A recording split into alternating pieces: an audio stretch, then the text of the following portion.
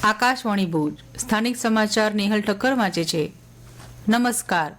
રાજ્યના ગ્રામીણ વિસ્તારમાં પેયજળને લગતી સમસ્યાને ત્વરાએ નિકાલ લાવવા પાણી પુરવઠા વિભાગ દ્વારા 1916 ટોલ ફ્રી નંબર અને www.watersupply.gujarat.gov.in વેબસાઇટ અમલી બનાવવામાં આવી છે।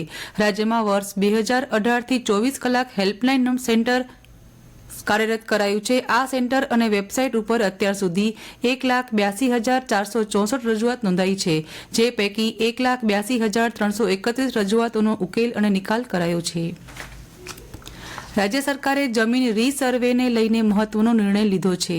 રીસર્વે રેકોર્ડ પ્રમોલગેશન બાદ માલુમ પડતી ક્ષતિઓ સુધારવા માટે વાંધા અરજી રજૂ કરવાની સમય મર્યાદામાં વધારો કરવામાં આવ્યો છે। આજે પૂર્ણ થતી મુદતમાં વધારો કરીને હવે 31/12/2025 સુધી અરજી કરી શકાશે। રાજ્યના 33 જિલ્લામાં આ કામગીરી હાથ ધરવામાં આવી છે, ત્યારે મુદત દરમિયાન ક્ષતિ સામે વાંધા અરજી કરવાની બાકી રહી ગઈ હોય તો તેવા ખેડૂતો અરજી કરી શકશે, જેને લઈને રાજ્યના મહેસૂલ વિભાગ દ્વારા નોટિફિકેશન જાહેર કરવામાં આવ્યું છે।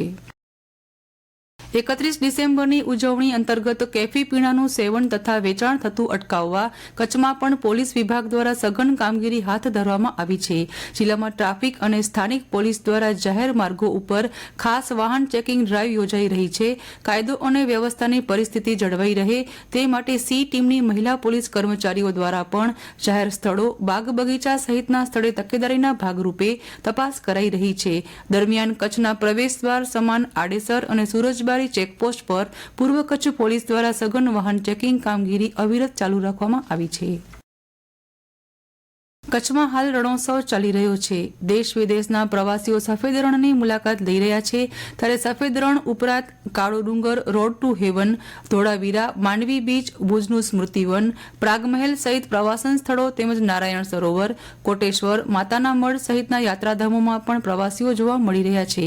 તે જોતા આ વખતે સ્થાનિક નાના મોટા ધંધાર્થી, હસ્તકલાના કારીગરો, હોટેલ રિસોર્ટ, વિવિધ સમાજોની વાડીઓ, ગેસ્ટ હાઉસ, ટ્રાન્સપોર્ટેશનના વ્યવસાયકારોથી લઈને ગાઈડ સહિતના લોકોને લાભ થઈ રહ્યો છે। સફેદ રણમાં નવા વર્ષને આવકારવા માટે મોટી સંખ્યામાં પ્રવાસીઓ ઉમટ્યા છે, જેને ધ્યાને લઈને ધોરડો ખાતે નવા વર્ષને આવકારવા વિવિધ કાર્યક્રમો યોજવામાં આવશે।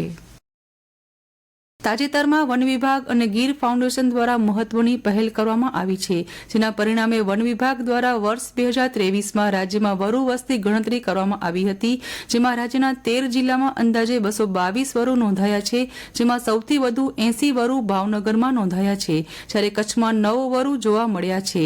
ઉલ્લેખનીય છે કે કચ્છમાં અનેક દુર્લભ પ્રજાતિના પશુઓ અને પક્ષીઓ વસવાટ કરે છે।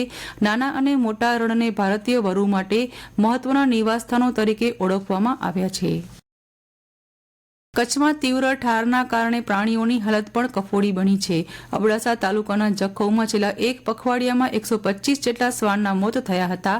ભુજના જીવદયા પ્રેમીઓ દ્વારા અબોલા જીવો માટે સારવાર કેમ્પનું આયોજન કરાયું હતું, જેમાં 100 જેટલા શ્વાનને સારવાર આપી બચાવાયા હતા। વર્ષ 2024નો આજે અંતિમ દિવસ છે। વર્ષના છેલ્લા દિવસે કચ્છમાં વાતાવરણ ઠંડુગાર બની રહ્યું હતું। પશ્ચિમ કચ્છના અબડાસાથી માંડી પૂર્વ કચ્છના સુરજબારી સુધી ઠાર યથાવત રહ્યો હતો। રાજ્યના સૌથી શીત મથક નલિયામાં આજનું લઘુત્તમ તાપમાન 6 ડિગ્રી નોંધાયું હતું, જ્યારે ભુજનું લઘુત્તમ તાપમાન 10.2 ડિગ્રી, જ્યારે કંડલાનું લઘુત્તમ તાપમાન 13 ડિગ્રી નોંધાયું હતું। આગામી સપ્તાહ સુધી ઠંડી યથાવત રહેવાની આગાહી હવામાન વિભાગ દ્વારા કરવામાં આવી છે। જિલ્લામાં હાડ થીજાવતી ઠંડીના પગલે જનજીવન પ્રભાવિત થયું છે। માંડવી તાલુકાના કોડાઈ ખાતે 3 દિવસીય ખેલ મહોત્સવનું આયોજન કરવામાં આવ્યું હતું।